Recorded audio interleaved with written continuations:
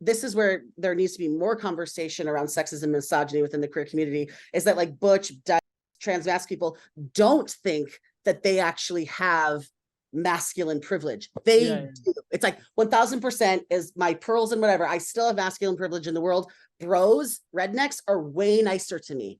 They like, I don't feel threatened by them because they're like, oh, you want to be a dude? Like, what's up? Like, there's like this thing where like, if I was any other gender variant, a trans woman, I would be like punched in the face or killed. It's like, I do feel afraid of that sometimes. I'm not saying that I don't have that fear. That is very real, but not in that way. Like, I'm like, I've been in situations that are like, I feel threatened, and then they just like, there's something about my masculinity that like soothes them. Welcome to What's My Thesis. I'm your host, Javier Proenza, and today my guest is Kean O'Brien. As a Cuban in California, people always assume the worst about me. And one of the things that I want to like represent is like, you know, there's a lot of gay Cubans in Miami. South Beach has a vibe, you know. So like when you think of swing state, like, you know, like take it easy on the Republican Cubans. Yes, that's real. That's very real. And I'm to the left of most like queer people that I've met and interacted with. So like humanize it. I that's like I always talk about how like I have been programmed to like be misogynist, be somewhat racist, and all of that. And you saw how like I qualified racist because that's like the really bad one. But I think all of that lives in the same realm where it's like now the dialogue tends to be like divisive, where it's like these people are evil, you know. So well, first I'll say same. Like I've been raised that like same, like my, you know, all of that, like raised around misogyny. My father, this is public, this is wild, but he'll never see it. My father, like #1 misogynist in the world, right? And so that I witnessed that, even though I was raised as a girl, I like still feel like most of my misogyny comes from my father. And sort of my like, yeah, that's like a whole thing. Do I want to go into that? Sort of. I feel like my dad and his sort of masculinity, this is very controversial, that some of my gender, I believe, is formed and from my relationship to my male patriarchal father. Sort of like my rejection of my, I do not think that this is like exclusively true about all trans people at all. I speak only for myself, but like my really fraught relationship with my father was and still is, I think, deep, like a part of being trans for me, of like rejecting this like female part of me a little bit over time, and like really having like internalized misogyny pretty intensely that has like impacted my life and the relationships I have with women, right? And something that I'm like, you know, constantly working on, just like I'm white and I was raised around racist people, and I'm constantly unlearning that, right? I think they're kind of similar in that way. And that's only controversial because I think the dominant narrative is that like we're born that way. I like don't think that is true for me. I don't really. I've always been like, I wonder if you scanned my brain or like did one of those things where you could see like what chromosomes are in my brain. I bet like that's not how it is for me, only because I feel so like in the middle, and I variant so deeply between the two binary genders and have my whole life. And yeah, and because of my relationship with my dad and also like those kinds of things, I just think some of it's social for me personally. Some of it though. Yeah, right? Yeah, I mean, yes, some of it. I mean, yes, I mean, because I've experienced some of those same cultural influences. Like I addressed, like I used to be afraid because everybody used the F word. I used to like, the game was when we were younger, who's going to be the F word? Like, you know, like who's going to turn out? And by that, I mean, like, you know, like, and then in that game there, like, which is like a subtle homophobic thing that I grew up around, which is the, like, who's going to be the most gay, You know, Yes. like who's gonna Yes. do the most gay thing to each other? And it's about making you uncomfortable. But Yeah. like if you're doing that to a gay person and you really break that down, Oh, for that's real. Yeah. fucked up, you Yes, know. it's really fucked up. Yes, it's very fucked up. And I think So, that so it's that's like, it lacks empathy. Sorry, go ahead. Sorry, you no, were no, gonna go. no, but I think I relate to that in like different ways of like the ways that I tried to I like there were so many ways that I tried to become part of so deeply and intensely because I just couldn't accept what I actually feel like other, like I am actually, like I don't fit into society in this way, but I never knew what that was. So it came out in all these different ways, like being deeply homophobic as a child, like Yeah, yeah. say rhetoric that was like really intense, but knowing that like that's another thing that's other, and I actually really identify with other as like a feeling as a kid before I even understood what my gender or sexuality were, right? I just was Yeah. like, yeah, so yeah, that's interesting. And like I remember the first person who came out to me, and my first reaction was kind of like not bad, but kind of like surprised in this way that I'm interested in now, because clearly like I have always been gay, like in the ways that I like was attracted to people as a, as a kid. I was like always friends with the gay kid, the gay male kid. I just like gravitated toward like feminine men, and which like I know that's not exclusive yet, but like literally, like my friends were like, we were like a gaggle of faggots of like six. Like I have these pictures, and we're all like, hey, and then like liked the tomboy. I mean, it's like that was just like my friends, and I feel like that really is representational of that. Well, that resonates with me. Unless I hope I'm not cutting you off. Were you gonna? Oh Did you no, have no, another? no. Okay. You're good. That resonates with me because I mean I've talked about it on the show before, but the idea of like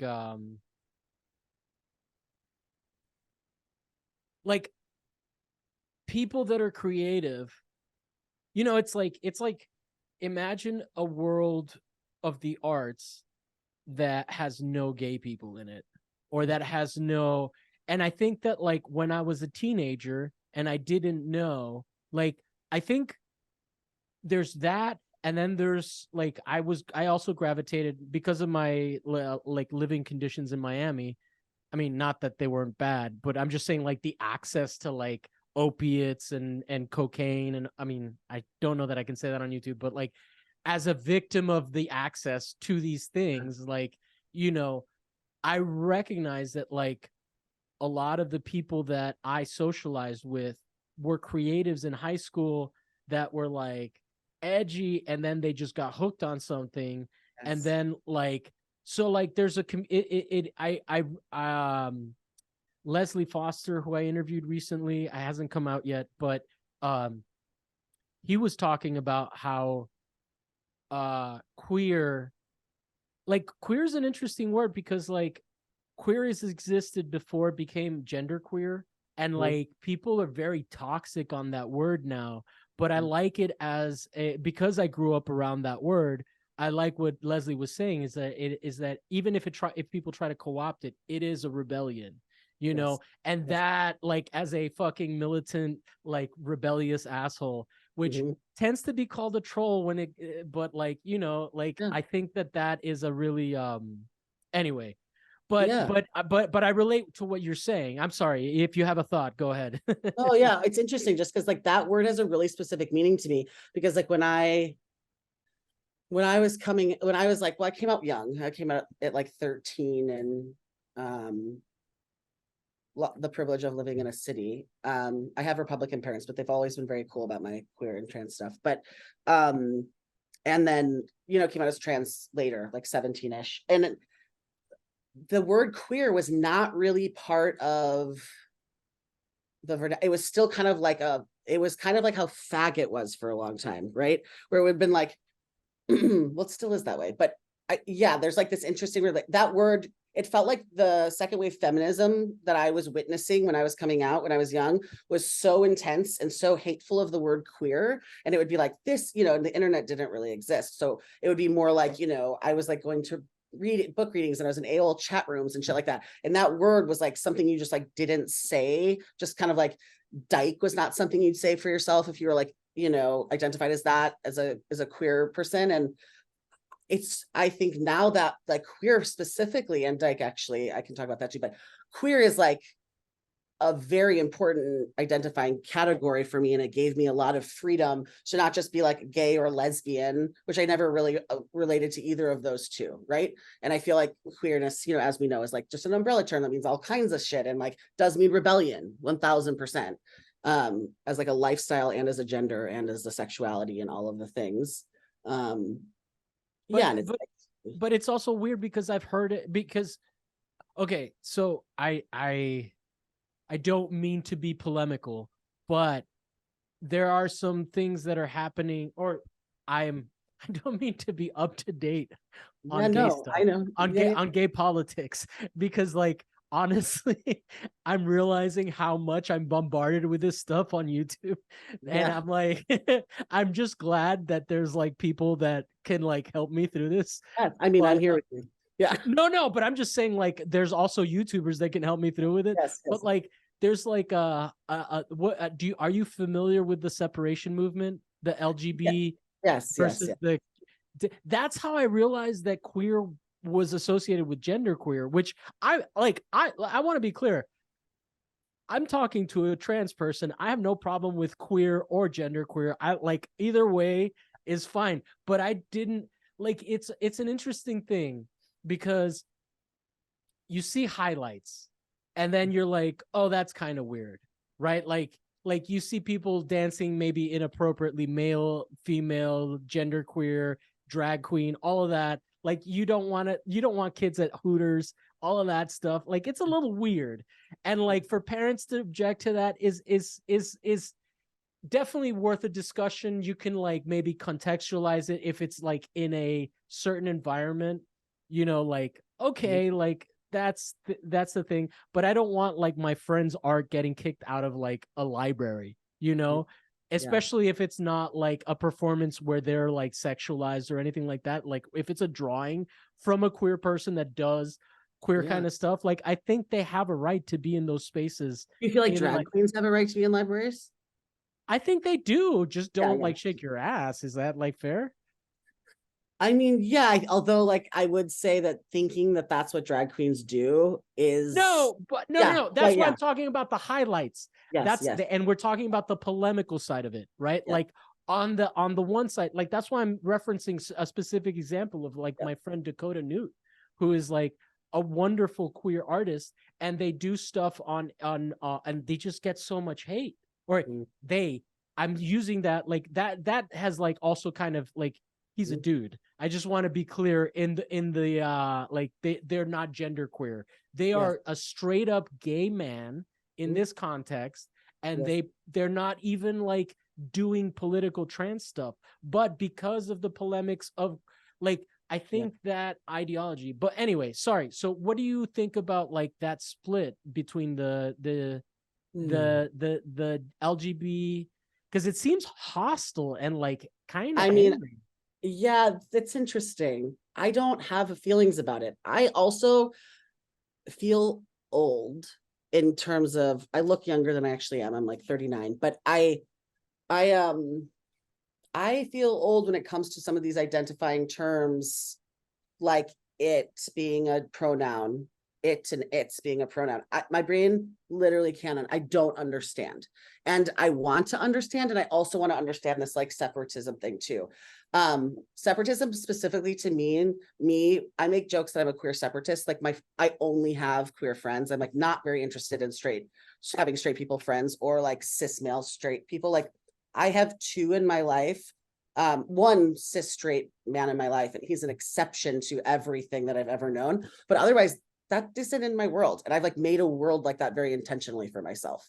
Mhm. And it's cool because like I get to do that. Like I'm like, this is an Yeah, act yeah, yeah. choice, you know? I But mean, but that comes from like our generation of like yes, yes, you pick your family. Go ahead. yes, yeah, yeah. And I feel like I often see things on the internet and I'm like, what? And I feel kind of, yeah, I feel old, but I don't feel defensive, which I think is like the difference, right? I don't feel defensive of me or my politics or how I am. I'm constantly trying to look at it as like, I have so much to learn and to understand from this. I don't necessarily agree with all of it. I'm kind of like, that's not how I'm ever probably going to see that, but I'm here for this conversation. And it's exciting to me that there's so much youth being angered by systems, even systems within the queer community. I'm so into it. I'm like, this shit is so problematic. Like, please, I have felt oppressed by it. Please tear it down, right? It's like, the word queer. Tear what down specifically for you? Yeah, like I think all of the things that are part of all systems and sort of institutional ideas of like, it's applied to all. But let me chime in. Like, if we were all leftists, like Black people would still have a valid claim to acknowledge to white leftists that they don't understand, even if all leftist policy, all that Bernie Sanders shit, but even beyond that, right? Yeah. Like true, like without reparations, from that perspective, is not like Black people are still going to be suffering. So from that standpoint, that like not broad, but like specific, what do you think? Not totally comparable. I know you're not trying to compare it, but it's like hard for my brain to do that. I think. Yeah, but the trans experience is like a tradition, like even, even beyond the non-binary, like the like trans people have existed for a long time. Yes, yeah, right? Forever. Always, yes. Yeah. And so it is a valid perspective, because like I think that the reason that the fight is going where it's going, and it's so polemical as it is, because first of all, there's money to be made. Like there's so much YouTube nonsense. Like I really do like when you were asking me about what do you think drag queens are doing? Like I could give a fuck as long as the parents are happy, but like the ones that aren't, I've coached soccer, I've dealt with parents. It doesn't have to be about like queer shit. They're fucking neurotic, So that shit gets out, and like I quit coaching because I just didn't want my coaching on camera. Wow, yeah, that's wild. And on the field, I just didn't want people to be like, this guy's yelling. I'm like, yeah, but I'm being supportive, and that's wild. So in that context of like this thing where like there's a hyper focus on it, right? Yep. Yeah, and like they're like I always like to say the CIA doesn't have a gay or a trans country that they can invade. So so it behooves them to co-opt these things. So trans people, like their perspective is important, right? Yeah. I would say that's because so much of what my understanding of exactly what you're talking comes from this trans person named Alok. Have you ever seen any of their stuff? Okay. Yeah, their stuff is, I mean, they're really they're non-binary, right? Yes, they're the person that encouraged or that supported Demi Lovato when they did find as non-binary, and then now she's not because she got exhausted. Yes. And Alok is, I mean, it's like funny. It's like, I think that Alok is we're same age zone. Generationally, I'm kind of like, oh my God, yes. Because there is so much, our experiences in the world are very different. Our experiences through our own queerness are very different. But the ways they talk about what people are afraid of in trans people, that like, and I just relate and I felt this way so much of my life, is like, you're afraid of my creativity. You're afraid of the knowingness and embodiment that I have. Like, that's how I feel. Like these laws, I'm like, you were just afraid because I am more self-aware than you. And that I am brave in a way that you like can't even fucking imagine.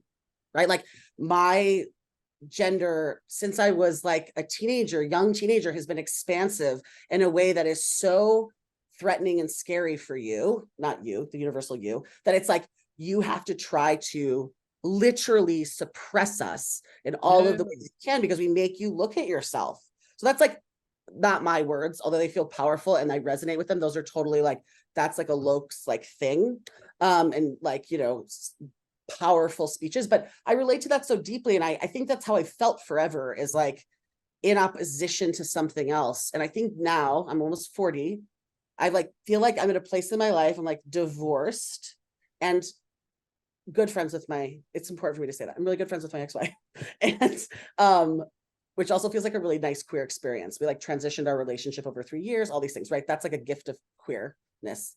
I feel like I'm in a place now where I'm like, Is it a oh, gift of queerness or is it a burden of queerness? Because the that's community is so hilarious. small. That's hilarious. People say that. I'm friends with many of my significant exes, like almost all of them.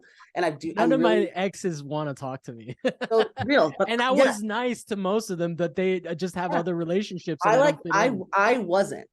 And I had a very problematic, like, you know, hadn't worked on my trauma stuff, hadn't like looked at misogyny stuff. So I've like caused a lot of wreckage in my past. And I'm really invested in repair, like in accountability. And that's like really important to me. And you know, I don't know if I identify as an abolitionist. I think that's like a really intense thing to identify as, but I definitely am. Abolitionist of what?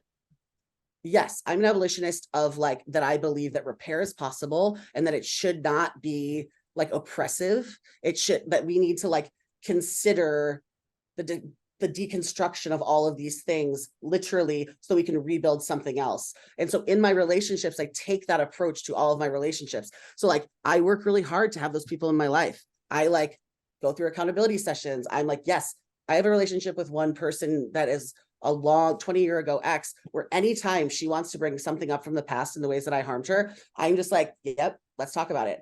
Do you want to talk more about that? Like I like my living amends to her is allowing her to just share with me anything that comes up for her ever about the ways that I caused harm to her. And that feels like an abolitionist politic to me. That's like, no, I am so invested in the repair of this, but like, how do you want me to show up in this space for you? And if I didn't do that, she would not be my friend. There's like no world. Yeah. Because like her relationship to me now is to feel heard and supported, right? So it's like, this is the way I live my life in relationship to things. And the reason I bring this up is it feels really significant to my gender right now, where I'm like, my gender has gone to such extremes in trying to figure myself out within the community of queerness, which is sort of why I don't understand the separatist thing, because for me, queerness is like the most liberating thing I've ever experienced. And once I really let myself embody that, like around my sexuality, like now I sleep with everyone. Like, you know, like it's not, I don't have, before it was like, you know, as I was coming out, I was like, okay, well, I have to embody masculinity if I feel male. And then, you know, I started, you know, dressing more masculine and trying to pass as male, although I never really identified with that, right? I like when I was a teenager and I was dressing more feminine, I was horrified if someone called me he, although I totally looked like a mask or like trans dude, right? And then when I started becoming, I was like horrified for people to she me. And then there was all these things I've gone through. And then now I'm in my life and I'm like, I actually don't care what you call me. You know, like I'm like, I've come to this place into myself that's like, oh, wait, this is actually the freest I felt around my gender. That's like, you know, I wear what I want to wear now. And I'm not interested. It doesn't impact me today, how you perceive me. I'm actually just kind of like, yeah, I'm wearing pearls and, you know, like I got a perm today because I like wanted to curlier. Like I've never done anything like that my entire life, like ever. Yeah. And I'm just kind of like, I just want to like literally do me and like without the feelings of like anyone else's perception of me. It's like mostly because like I tried so hard to pass as male, never did, not once. Like literally, no matter how hard I tried, nobody perceived me as male. And that's probably because like I'm not, right? Like I'm not like the ways that I am and I embody and exist. It's like there was no like I couldn't like become like that wasn't a part of me. I couldn't like make my voice deeper and like do a thing that would those signifiers, right? Of masculinity where people would be like, oh, he. It happens like 1 every 10 times someone pronouns me in the world, right? And I'm realizing now that like for me, the freedom of the queer world right now and the fact that like people younger than me have like really embraced this term like non-binary. I probably wouldn't have ever come out as trans, quite frankly, if I was coming out now. Yeah. But that did not exist. YouTube didn't exist when I came out. The internet didn't really exist. Like it's like it's like a generational thing. Like I remember this one queer, like lesbian mentor I had at that age that I'd met. When I told her that I was trans, the first thing she said to me was, okay, so you want to become a man? And I was like, well, like, no, I'm like somewhere in the middle. And she was like, well, that's not what trans is. Trans is going from one thing to another by definition. And I was like, Well, whoa. And I like held on right. to that, right? Because it's like, and I'm just so glad that something else exists now. And there's like actually so much more of a possibility. And for me, that's like a result of queerness. And I think what's interesting is I wonder if this is how second wave feminists felt. I feel like some ownership over queerness and the breadth of it as it, like for people younger than me. I'm like, yeah, we created that space. Like we have created something that was more open than second wave feminism. You know what I mean? Yeah, for sure. Like I so would I'm kind agree of like, with that. Yeah, and I support that because yeah, I felt invested in that. I mean, no. yes. I didn't want to derail you. Oh no, I no, no, just no, no. I Yeah, just let you go, and I just wanted you to know that I'm on board in yeah, case yeah. like my face didn't pop out because I hadn't spoken because we're on Sure. the Oh, Zoom. sure, sure. Yeah, yeah. Cool, cool, cool. But no, that's really fascinating. And I think that I think that there is like I think that within that punk space, you know, Yeah. when I'm out here, we're like I pass for a lot of like, you know, Southern European things, Mhm. but like people are like, your origins are European, and I'm like, yeah, but we're the Europeans that weren't quite white when we got Yeah, yeah, here, you yeah. know, and then like within like the Latin American culture I am like in Miami, I am Cuban. Like no one has any question about it. It's in the Mhm. way that I speak English, you know? Yeah. But over here, although that's not fair because white people speak English like we do over there. And I don't speak English the same way because I've been out here and I'm like I haven't code switched enough Sure. back into the Cuban talk. But like people like it what I pull away is that like I'm in that Vin Diesel category, not that I'm that buff and handsome and like legendary and but that like when he came around, one of the things that like everybody was talking about is that he was like ambiguous, you Yeah. know, like Mhm. you didn't and you look at him, he's bald.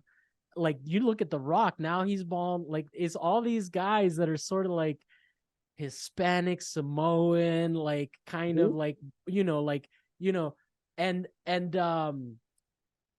basically like I thought I was I've been called Jewish so many times that I thought I was Jewish.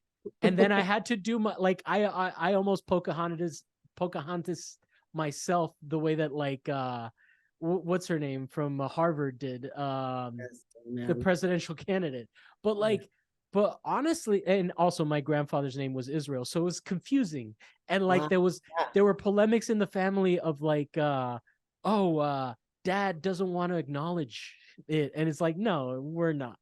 But like, it's an interesting thing to like have your identity challenged from the outside because like I'm a fucking Cuban Latino Mhm. and I have a very specific like background where I you know I have a very not background a very specific life experience, and when that's not acknowledged it's almost offensive, right?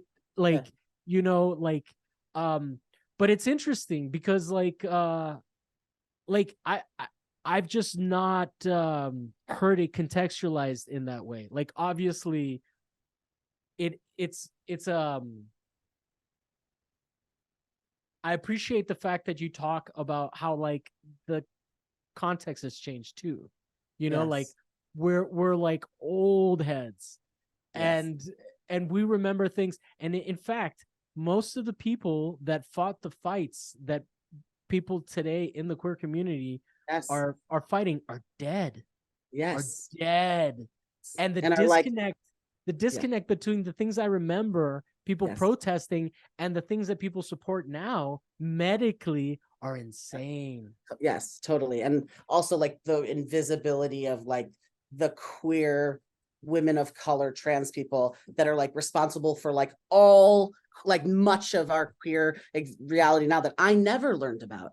That was like even as a young queer, like a like that was So you're 39, so you were born 84. 84. So you didn't hear a lot of like in Chicago there wasn't a lot of talk about AIDS? There was, and I was familiar with I guess when I'm thinking about like who were the white activists, it was Freddie Mercury, yeah, basically. Like, yeah. you know. And Um, I got but a there hold and of then like a Magic zine. Johnson. Yeah, I had like a but I got a because I lived in the city, which is like I just feel like so much of my queerness came from like the access that I had, right? Like when I talk to other people my age, they're like, what? Like when I was 14, I came across like a zine that was about like the AIDS movement. And what is the project called? Oh my gosh, I feel so silly. The project that came out of New York around AIDS. It was like a long time ago, just Yeah, because it was it about was in the AIDS. 80s. It was in the 80s. Weird. Anyway, I just like got a zine of like all this organizing that was happening in New York and in Chicago.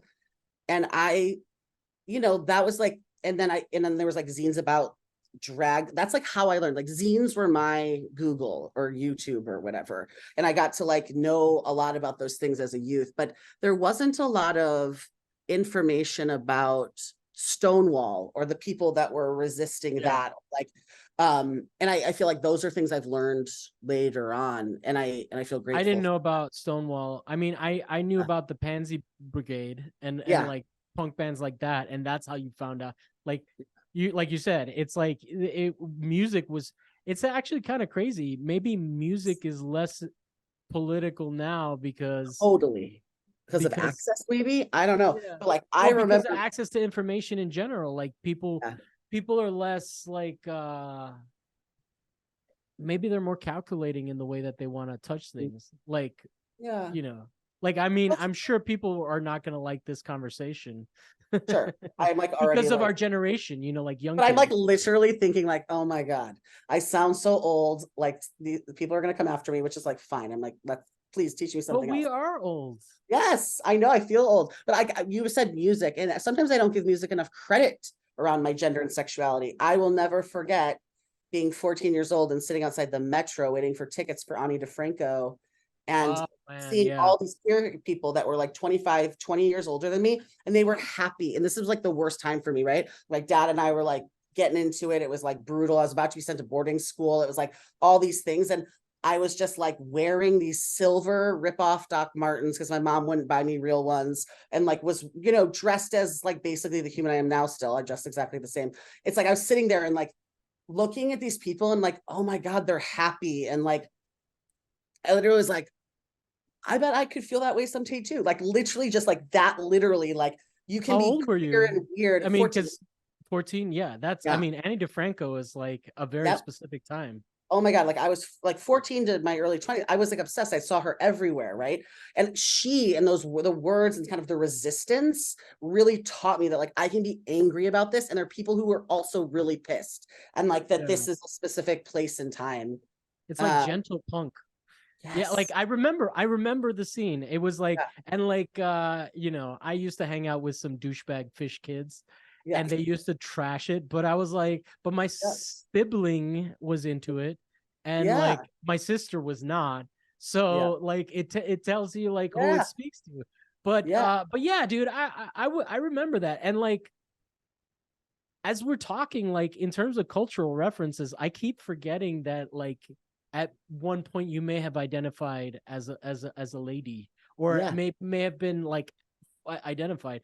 It like I when you said earlier in the conversation where you thought you were going to get in trouble, like I'm sure there like I'm sure there are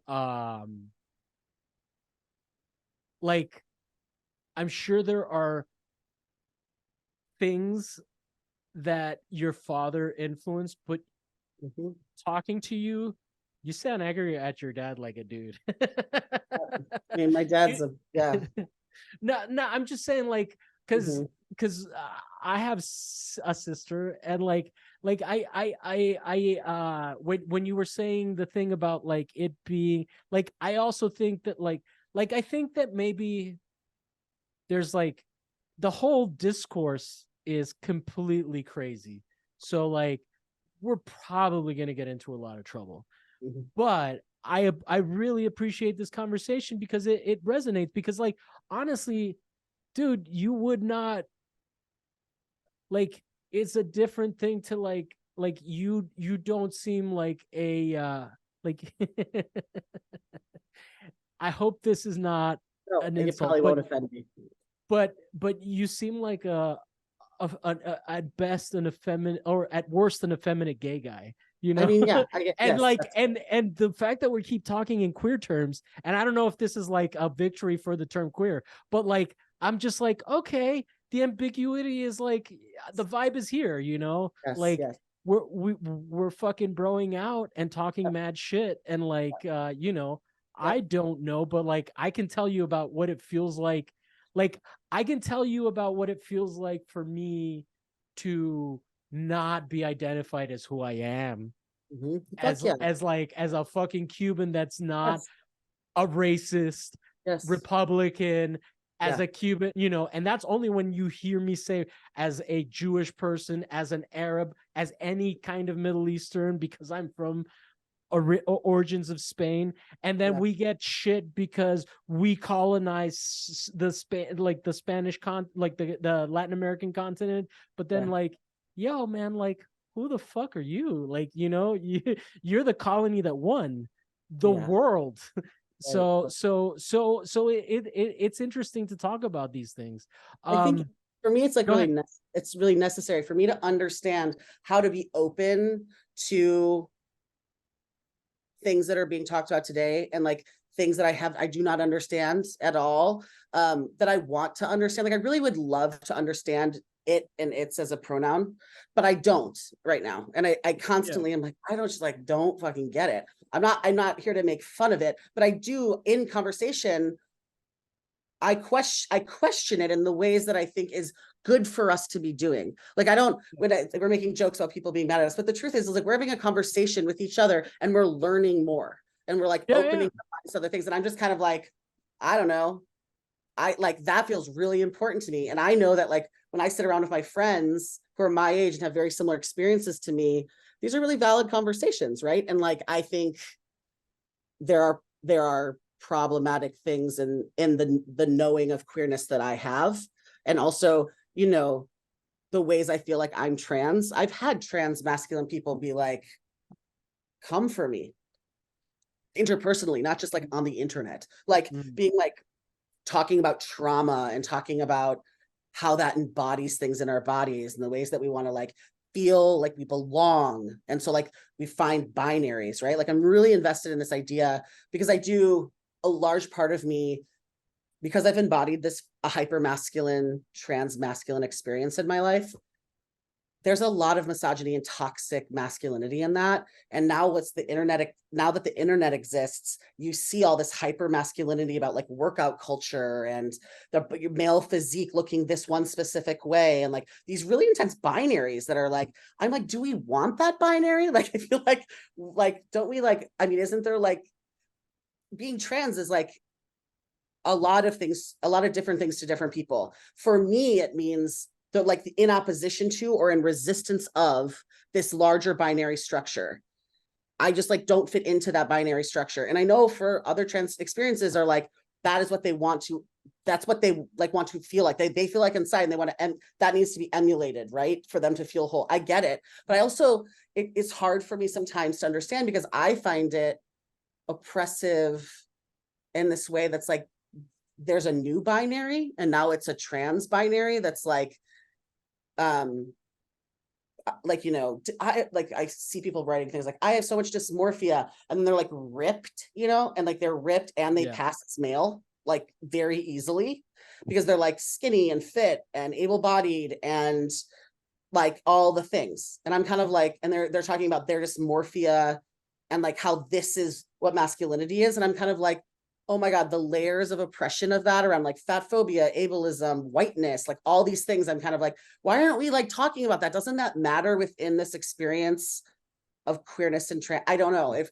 that's, Yeah. I've gotten myself in trouble by saying stuff like that because I'm kind of like, isn't that a response, part of that a response to this other thing that's made us so oppressed, and why we like work people couldn't be who they were as children, right? It's like the reason our parents were oppressed and like didn't allow us to do all these things. I don't know. There's just like something about that. I don't know if I'm making sense, but it just feels like there's a No, lot of that. I'm listening. I'm hearing you. And if you want me to like jump in, I would say that it sounds like the trans community, like any other community, has Yes. body dysmorphia, has issues, there is the idealized body. It's like Yes. it's the Greek ideal of Yes. like the idol, or I mean, I'm Yeah. mixing metaphors here, Yeah, yeah, I but got you. yeah, but like it's like, yeah, like who doesn't want the fit? Yeah. Like I mean, like a term that was a little like that made me nervous when I was younger and didn't have like, and like one of the things that's weird is that like when you're young, you're just oversexed. So everything kind of fucking turns you on, right? Yes. And Yeah, yeah. then like you settle into something. Yeah. So that is one thing that's interesting that's missing, because like when I was like I've not heard the term twinks in 10 Oh, years. yeah, me neither. You're right. I totally You know, haven't. like, and there's like cultural Oh, like fucking like, and those were like, and I was like, and like when I was like first doing things to myself too much, yeah.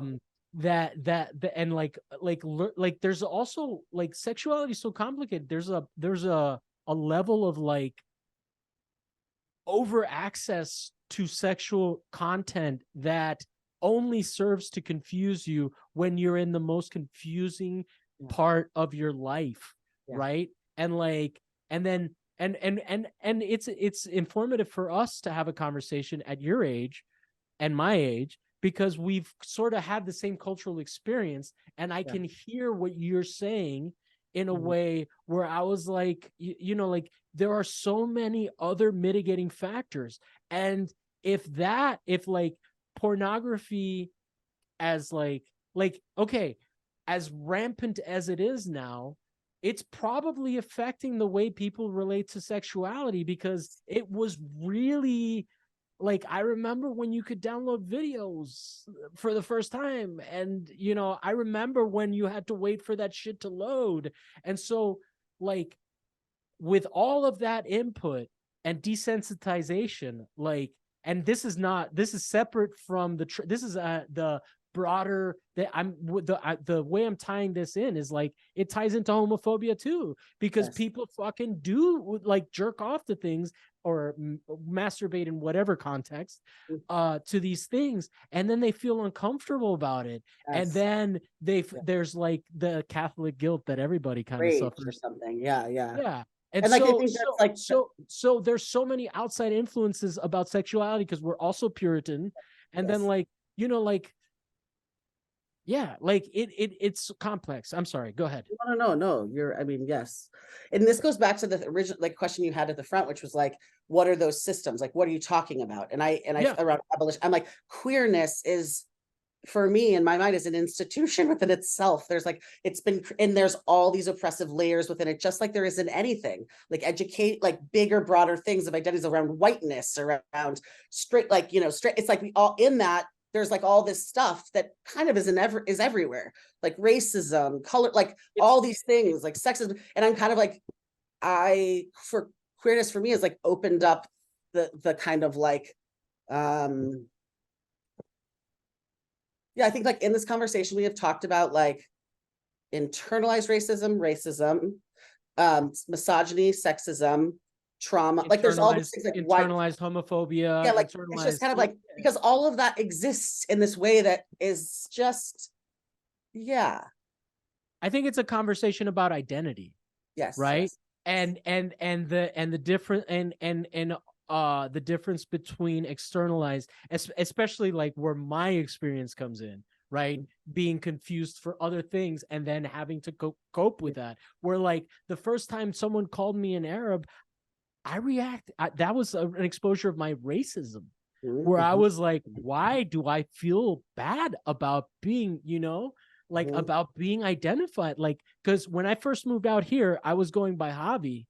And the only reason that I go by Javier is to clarify that I'm not Arabic, because I want to have my culture acknowledged, of course, right? yeah, And Yes. then in like, and this is like, this is, I moved to like like the biggest population of Arabs or of Persians outside of Tehran at the time that I moved. I don't know what the stats are now because politics and all and empire. But like when I moved here, like everybody, like more so than anywhere else that I've lived, like thought that I was of Arabic descent, of Persian descent, and they would say it to me in a not good way. They Mhm. would be like, "Oh, hey, like I was relieved," but then I would also have experiences where people that were like that spoke Farsi to me, and then when they realized that I didn't speak Farsi, they were like, so like it's a weird identity thing, like so Yes. I think that I'm not saying that I'm the most oppressed, but I'm saying that is my bridge into this new realm Yeah. of Yeah. how you want to be identified. Like Yes. that humanizes it for me. I So also I like appreciate I that. also like really believe in that identity is not, there's no oppression Olympics in it, right? It's like, I think that's important. Like you experiencing that is your experience of that is just as oppressive as my experience of my stuff with my personally. This is how I feel of like my gender because And not every uh, instance is necessarily that oppressive. It's just yes, experience too, right? Like, I think that like I think that that's actually interesting because part of my um part of my gender stuff has always been like, even when I was like, feeling more masculine, dressing more masculine, and wasn't passing, and people I was with would want to correct. I always felt this way, which is like, you know what? Like the truth is 40 years ago, they would never have she'd me because they wouldn't have even seen gender variance or like what they are probably perceiving me as, which is a butch lesbian, right? 40 years ago, they wouldn't have even seen me like that. So on some level, this waitress that's like 50 or 60 at the time when I was a teenager, I'm like, I'm not mad at her. Like, I don't need to like be upset that she misgendered me. Now, in this moment in time, where literally we are talking about it on a grand level, and I believe that like many people in their 60s set like know about this. Like my parents read about it, in the newspaper. They don't have to go like find a book about it. It's just everywhere. That I don't feel that way anymore. I'm kind of like, we all need to get on the page where we're not like assuming people's gender. But then that was like, no, there were. I mean, Ellen yeah, was a big deal. You know what I mean? Like it was like being a lesbian was like shocking. And I'm like, so I have always had this sort of understanding of my own identity based in what context. And I feel like today, I feel like the most, in line with it. And there's a yeah. freedom, not for me, there's a freedom in not caring how I'm perceived. And I think that is a privilege and a luxury on some level, because I remember how fucked up I felt in my youth. I remember just, having sex when I was younger too. I don't know if I can say this, but having sex when I was younger and like having dysmorphia and like being like, Wow. my brain of like, I could like totally be taken out of the moment if like I didn't have like a very specific relationship to my body and that person, like, and it was really intense. And it felt hard kind of all the time. And now I'm kind of like, what? Like those things felt like externally imposed on me personally. I felt Yeah. a lot of like masculinity stuff imposed upon me of like, Mm-hmm. this is how I'm supposed to feel. And when I like slowly let go, have letting go of that, I mean, it's been like 10 years since that is true for me, but it's like, since I've like let that go, I'm kind of like, oh my God, like the suffering I experienced, that I wish that I could have experienced this sort of freedom. That's like, it's okay if that person perceives you as whatever. For me Yeah. personally, again, just at me, for a lot of people, being perceived as something that they're not is incredibly painful. But like for me, I've got a lot of freedom of like, that actually doesn't mean anything about me. It's like Yeah. the way you perceive me is how you perceive me. It's not who I am. I just sort of like appreciate that now. I'm kind of like more interested today in like I've asked my friends to consider using pronouns for me, just about like how, like whatever they want, like whatever feels fine for them. And I'm a little bit putting it on somebody else. My friend recently said, um, who's like not a leftist, and like it's kind of like, that's just like asking us to do more work, like to think about how we perceive you. And I was like, yep, that's okay. It's like, Yeah. and like, she's like a cis person, and she's just like, I was like, yeah, that's true. Like, I'm asking you to just kind of like for yourself. I don't really, but I want, you know, I want that to happen as like an activation, not as like some weird, I don't know. It's very funny, her reaction. And I thought, this is exactly why I want to do it. Cause it's like, it, to me, it actually doesn't, I'm curious about that. And gender is something that's put upon us, I feel like. And I'm kind of like, why am I holding it? Why am I holding this and being so mad all the time about like being perceived? No, you fucking hold it. Like, whatever Yeah. you want. And I'm just here, you know, and I'm exactly who I am. And I'm embodying exactly what I want, which really does feel like a liberation and a privilege on some level. Cause you know, that's not true for so many people. Well, it's not the same, but I will say that of the same generation, Mm. I remember when I stopped caring if people thought I was gay, which Yeah. is like it for a Zoomer must sound fucking insane. So Yeah. for that's why I say it for that context. It's Yeah. nowhere near, Yeah. but I Totally. remember and I remember when I realized that it meant something about me. Yeah. And it had nothing to do with culture. You Yes. know, like it was just like it was a fear that had been instilled in me Yeah. of like like I don't have as much like the for me the gap between the internalized homophobia and like and literally internalized where I was like it's not okay and all of that versus the um the openness to people being trans and understanding how old that is. I think I like with you, but I think we've talked through it. So I understand like the it is kind of weird because we used to call our pets it for Yeah, us. but I just want to say one thing. I don't think it's weird. I think it's Yeah. confusing and hard. And I'm Okay. literally like, and I will never understand it, No, right? I meant Yeah. weird the way that we Yes. appreciated weird, which was Yes. alternative, like Yes. Yes. weird not as a I pejorative, wanted but to like clarify weird. to the world, not to you. No, I no, was no, no, no. like, I'm glad you're clarifying. You're covering yes. my ass, but Yes. I'm piggybacking on that and Yeah. clarifying what I Yeah. mean. But like weird in the like, remember when we were alternatines and like MTV used to play like the Beastie Boys and it was okay because it was Yeah. rap, but they would play it Yes. during the alternative hour. So that's kind of what I'm referencing. But like, Sure. yeah, like I just remember that moment where and unfortunately it was like way late. It was like in my mid to early 20s where I was like, oh yeah, I don't care, you Yeah. know. And it came a lot from people just being like, hey, you f you know, like, oh, Yeah. what do you like? We didn't even have no homo when I was a That's kid, you know, like totally, that totally. came after.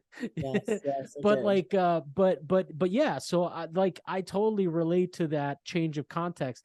And to like continue that thought, which is where I was headed, is that like my sibling most of my life has identified as a lesbian, Hmm. and then before that a tomboy, Yeah. right? Same. and Yep. and and then like tomboy's cool, but like butch Hmm. lesbian is Hmm. like it's like during our era Hmm. there was the hot lesbian and there was the butch lesbian, Oh, and totally. Still that's exists. so Still exists. dehumanizing. It Yes. still Yes. exists. Oh, okay. Yes. But Yes. Yes. like if I was in that position, fuck dude, like non-binary is like even just as like even the difference between being called a bad name, a slur, and like a Hispanic American or a Cuban American, like the upgrade. It reminds me the what made me think of that was that like the what's her name, Wanda Sykes bit of like, nah, I'm African American this week. Yeah. Yes. Where she Yeah. goes to try to get the loan. It's Hmm. like it almost seems like there may have been a time where it was punk and there was ownership in that, but it's like it's brutal, like you Yeah. know the way that the community talks about. There's like in the last, what, maybe 10 years. I'm trying to think about like when I started being told this, but like the mask privilege in the queer community of like butch, dykes, even trans mask. even in and non-binary, that's like whole kind of like more masculine of center kind of group, that's like many groups within that, what a privilege it is to be like on the dating scene, like on the online apps, because like in LA, for instance, there's a real kind of this is what like my ex-wife who's a femme and the people that I've dated are femme, that are like, there's like a mask shortage. And there are more femmes that are like looking for dates that are attracted to like masculine of center people. And that's such a privilege, because like I would get Wait, are you like the fucking, like, are you like the women that I try to match with on the app but get only 20% of guys? Is that what you're like it's funny in the queer community? Is that like how it plans like out? kind of, yeah. And when I'm not, what's a little bit, it's You've kind of earned it. You fucking worked all your life for it. I mean, that's like Christ. very funny, but I feel like there is such, because, and this is where there needs to be more conversation around sexism and misogyny within the queer community, is that like butch, dykes, trans masc people don't think that they actually have masculine privilege. They do. It's like 1000% is my pearls and whatever. I still have masculine privilege in the world. Bros, rednecks are way nicer to me. They like, I don't feel threatened by them, because they're like, oh, you want to be a dude? Like, what's up? Like, there's like this thing where like, if I was any other gender variant, a trans woman, I would be like punched in the face or killed. It's like, I do feel afraid of that sometimes. I'm not saying that I don't have that fear. That is very real, but not in that way. Like, I'm like, I've been in situations that are like, I feel threatened, and then they just like, there's something about my masculinity that like soothes them, where like, you know, less because, threatening. like, oh, you want to be a dude? Like, I get it. And it's like and I can bro in a really crazy, like stealthy way, where it's like, I'm not at all, but like, I can instantly turn it on for my own safety. But it's like, and they just kind of like, will go with it. And so there is a real privilege around masculinity. And then like with dating and sex, it's like, I, for a long time was like, you guys, what are you talking about? They're like, my ex-wife was like a total babe, would be like, I literally, the only people I can date are like cis dudes, and she's bi, so she's cool with that. But I was like, I don't understand why you can't find queer dates. Like, I'm like dating all the time. I'm polyamorous. But anyway, it was like this thing, right? And we would always be talking about it. And now I really do think I understand that there is, yeah, there's just a real priority. There's real sexism, misogyny in the queer community around these relationships that isn't really talked about. And it's, I feel, you know, I'm often the one online who's like commenting on mask people's sexist shit that they're putting up, or like kind of gender binary stuff. And like, you know, I'm the one who's like trying to stir shit, and like people are very upset about it. Well, it's interesting, important. because like I guess most of the violence that we hear of comes to at femme males, but it's also interesting, like going back to the conversation about like the divide, where it's like the thing that I'm hearing is that one is a sexual preference and one is a like, and that trans is a gender identity. And it's interesting because like within the context of that separation, however valid it is that people should split up or not, right? Like there is something to be said about that distinction. And one of the things that I've heard that's really interesting is that like it's actually, you know,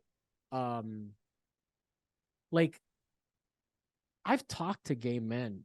They do not like vaginas. Yeah, sure. Like they think they're fucking gross. And if you don't like vaginas and you're a man, there's a possibility that the only thing that most men care about makes you dehumanize women.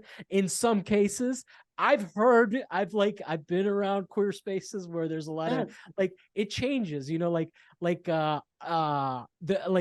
and then also just going between the difference between like the stereotype of the promiscuous gay man versus the stereotype of the U-Haul lesbian. The cultures are so different. You could even like, it's where do you want to make the subdivision, right? Because like when I was growing up, the G and the L did not like the B. Yes, of course. I mean, I grew up like that too. I was totally biphobic, only until my wife like drilled it in me that that's like sexist and fucked up, like all these things about that. But it's interesting because like Well, I want to go back quickly to, you said something like the violence of femme males, and I want to know if you meant trans women, and then I wanted to correct that. Okay. The way what I was responding to was you saying the mask privilege, and I was Yes. saying that like my understanding, or at least the thing that gets pushed by the community most, is the violence against uh um like women Trans women. that what's Trans that? women. Trans Trans women. women, but yeah, but like it also expands into the longer, like the broader point of like wanting to pass, and Yes. whether, like Yes. so there's definitely a lot of pressures with that. So is that what you were Yes. talking about, or Yeah, I mean, that's part of it, right? That well, first of all, it's a fact. Trans women of color are the most, I have a project that I worked on, called Mapping a Genocide, and it's documenting all the murders from 2015 to 2020 of trans people, predominantly trans women of color across the board, 90%, right? So like, yes, is that that is a is fact. that mostly just in the US too? Only in the US. And Brazil is the number one place that kills trans women. Okay, yeah. Well, Well, that I'm like, I Brazil just focused on the US. but in the US, do you think that that's like a less dead thing in the terms of true crime? Oh, Like do 1000%. because you're specifying trans women of color, you're not including trans white No, I'm women. including anyone that's identified as trans. But the truth Okay, is that okay. a lot of times trans people are misgendered at their death. So the news is like reporting it as he this, but she's a trans woman who was killed because she's Yeah. a trans woman. And so like that happens a lot, right? Mm. Even with trans men also, but significantly, the violence against trans women is exponentially different because of masculine privilege. It's less Yeah, yeah. threatening to men, right? Period. So like my safety is much different than a trans woman or a gender variant person that is more femme. Yeah. Like So just that so then facts. I did Yes. understand you Yeah, but I correctly. wanted to Yeah, make yeah. sure that yeah. Yeah, no. I always want to Cool. clarify so that I don't get in trouble. Yeah. But yeah. No, no. I mean, I'm also not scared, but Sure. I don't want to hurt people's feelings, Yes, right? exactly. Like, Yeah. yes, get me Like in this trouble, is but an like I don't want to offend you. Yes. yeah. Like, I mean, I will get things wrong because we are of a generation. Yeah. We're basically sus. This is like you talking to Boomer me, who was like separated from that side of the culture, and Sure. you grew up. You have the same cultural touchstones that you can kind of Yeah. hold my hand through it. Like I Yeah. mean, I'm still never gonna know what it's like. Yeah. And the only thing I can come up with is approximations of things that upset me about when I'm misidentified, which Mhm. is nowhere near the same thing as Yeah. like your whole like for me when I'm misidentified, it's a cultural thing. For you, Yeah. when you're misidentified, it's like a whole society, like Yeah. it's a historical battle that has not been acknowledged, Yeah, but I wish except that for pockets. this is the thing about what I think I'm hearing you say, and I wish that like every cis person like understood this or thought about this, is like we're talking about identity and like like there is an oppression and a harm and an impact that happens when we misidentify people. And if Yeah. people could relate to the experience of the trans experience, I think there would obviously be less of all this hateful, like, legal shit happening. That's like, wait, but if you could actually just pause and realize we are the same in a lot of ways. We have an identity that we do not want to be ignored or like Yeah. hatefully oppressed upon. It's like there's something about that where I'm like, that's where we need to get. And that's like, Well, and I think that there's like also a crazy conflation of like different yeah, perspectives. Like it's one of the disadvantages that the queer community has is like as a Latino person, that encompasses so much. yes, That's yes, like that like I talk to people and they don't even identify as Southern American right. because they're from Mexico and they're North American. So like the nuance, like I think that one of the things that is like maybe in the bit broader dialogue is that nuance is missing, like there's no there the highlights make the news because they get clicks, and then you have people like on both sides where like and not to make it a binary, but like you have, because I don't think politics are binary at all, But Right. the way that, but I think that like that is part of the rebellion that I'm into in the non-binary movement, which is like, if we can acknowledge that there's no sexual fluidity, the idea that we can fit into these like liberal, right wing, whatever. Like you just mentioned that you have like parents that were, or you mentioned earlier that your parents were maybe not the most progressive when it comes to race, but they were accepting of you as, and I think that there's like a profound thing that happens there where it's like, um there's an interesting conversation to be had there where if you had identified as a woman and Mhm. had a baby with a person of color, Mhm. how would his experience soften with the Mhm. humanization, right? You humanize the trans experience for Mhm. your parent, right? Yes. And I think that that is what, like, one of the things that I get really upset about it out here in California is when like queer people are like, "Oh, you're Cuban," and they just like assume that I have like internalized homophobia, erasing all the internalized homophobia that I fought Yeah. over the Of years course. because I grew up humanizing people that were a part of my community and were also gay Republican Cubans that are pro-war, and I disagreed with them on that, you know? And it's like, Yes. Yes. so Totally. anyway. Yeah. Absolutely. Yep. I was thinking something else and now I forgot. Oh, I was giving myself credit and I was like, I left you speechless. There was something I wanted to say about what you were saying, but yeah, I want, it's like funny. I want to have conversations like this that are nuanced and about identity, but weirdly, it feels, and this is the most maybe problematic thing I'm going to say. It doesn't feel like there's room for that with the generation of people. I literally will say, like just last week, I said something. There was this person who has a lot of followers, like I don't know, 30,000 followers or something. And I just recently started following him.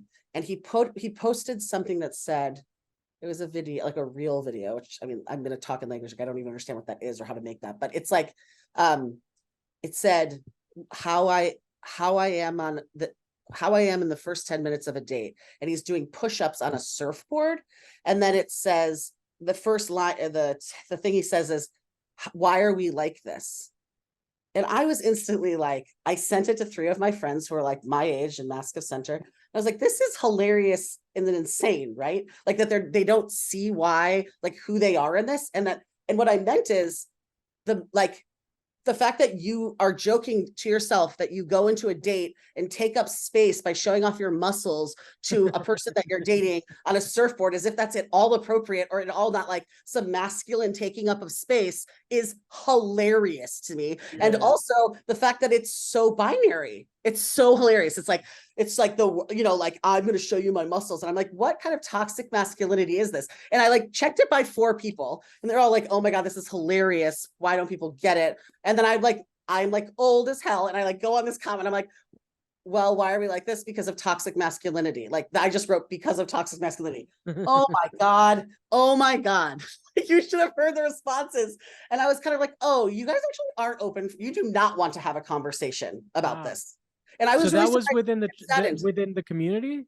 Oh, it was like predominantly non-binary and trans mask people and Wow. like masculine, all at masculine of center mostly. And they were just like, you're really reducing the trans thing. It really came for me. And I still to this day, I'm like, I just was like, oh, wow. Okay. And then the person wouldn't even have a public conversation with me. They like took it into the DMs and I was like, why are we doing this? Like, why can't we? I want to have this conversation. And they were like, you're like, I'm not going to be called out and dragged by another trans person. And I was like, this is hilarious. All I did was answer your question. Yeah. Like, and I just was kind of like, this is real stuff. And I want to be having more conversations because I want to work this stuff out and I can't. There's no room for it. It's interesting. That's like a real, I mean, it's just like I'm an old, maybe I'm like totally wrong to say, I don't know, but I was But like, did wait, you why you is so that? so they made a post and you commented on the post and they got mad? And I disagreed with them. You Yeah. agreed with them? Okay. I disagreed with them. I was like, they did not see any of the things I said. They were like, And how's this toxic masculine? Like, oh, being a man isn't wrong. And I was like, oh my God, what? That's not what everyone could embody. I just was like, that's yeah, insane. Yeah. Wait, so the person was saying that wait, you were saying, I'm sorry, I lost track. It's Never okay. mind. Yeah, it's Yeah. fine. No, it's not going to. It's like confusing. But anyways, my point I is feel like like making you explain it to me is like I think when I rewatch it, editing yes, it, yes. I'll get it. Or And maybe it doesn't make sense because I'm not using the right Instagram terms, quite frankly. Like sometimes I'm like, no, no, there's no, no, this. no. I maybe like just like spaced out for a second and like Sure. Yeah, yeah, yeah. and then I don't want to make you reconstruct the story. But Sure. but yeah, so I also have to really pee very badly. Oh yeah, cool. Um I've had a lovely time though, and I definitely want to have this conversation again. Cool. I feel like we're homies is Yeah, if is and I definitely am gonna be like kind of checking out different places because I'm down to come out to I mean, Chicago. seriously, like any questions you have, anything, like let me know. Well, but also if you have like people that in Chicago, because it sounds like you interact with a lot of queer people in the Yeah, Chicago scene, yeah, it was a it's much easier to ask for referrals than for me to go into sure. Chicago, fly Yeah. in, Uh-huh. network, and be Yeah. like, "Hey, you're queer. You should be on Yeah, my yeah. podcast. I'm a Yeah, queer." yeah, cool, cool. Yeah. I was gonna ask you just out of curiosity where I came up in your zone. I don't know. I Cool. don't remember. I know that we know some people in Yeah, common. like Bridget on there, Yeah, Liz. yeah. Yeah, I know lots of people that are on there. Yeah. Yeah, but yeah, I like I lose track. I don't even Sure, sure, sure. I was I just can't curious. even keep track of people that I want on the show. Sure, sure. Fair enough, fair enough. So Cool. like I'll like have mental lists of people that I want to invite and then Yes, of course. Yeah, sure. and then like a week later, like I just need to write shit down more. Yeah, Um but this has been awesome. yeah. So Thank you. anything that we can promote for you? Like are what's your Instagram? Yeah, at Kean_O'Brien. It's not very much an art one. It's like me and my dog. But please follow me and watch things about my amazing Chihuahua. Where can we like check out some of your art stuff? Is Yeah, there a spot? Yeah, KeanO'Brien.com. Yep. Is there a link in your bio of your Instagram? Of my website, you mean?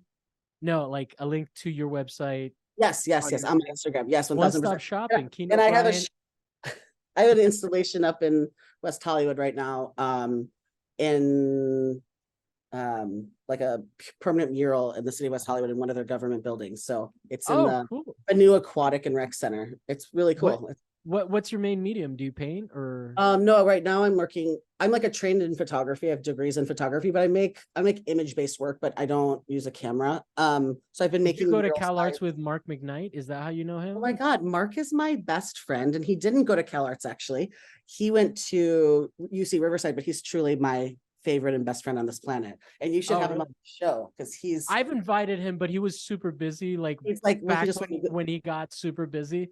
also But he like just won the Guggenheim. So I'm like, he's yeah, I think I might be a little small for his show. no, no, I'm gonna tell him and I will make him reply.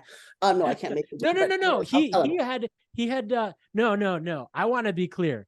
He responded. Okay. He agreed to be on the show, and then when his career took Yes, of crazy course. off, Yes, he was yes. like, "Oh, hey, I am Yeah.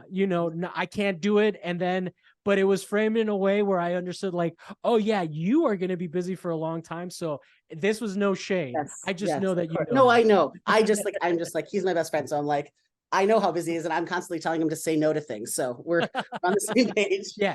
And But yeah, no, he said yeah. no to this, and I support him because he is probably busy as shit.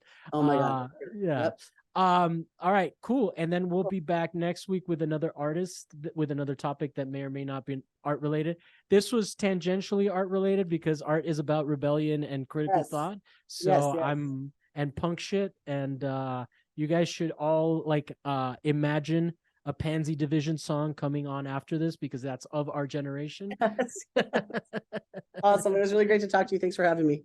Yeah, no, this was a pleasure. Let me we'll talk to you guys next. We'll see you guys next week. Let me just stop the recording, say Sure. goodbye before I rush off to pee.